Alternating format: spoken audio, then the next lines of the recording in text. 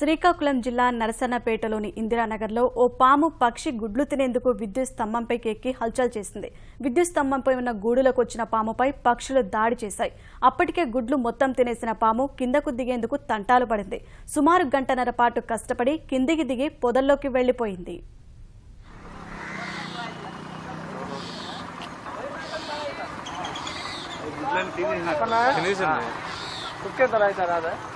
ఇప్పుడు బ్యాటరీ కింద పడిపోద్ది కానీ ఎగిరిపోవడం బెడ్ పడితే ఒక బెడ్ తీసొచ్చా వెళ్ళిపోద్ది కానీ లోపు అవసరం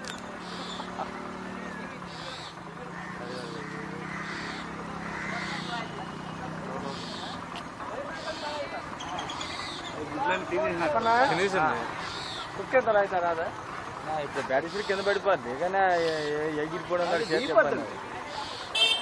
బెడ్ పడితే ఒక బెడ్ తీసొచ్చా వెళ్ళిపోద్ది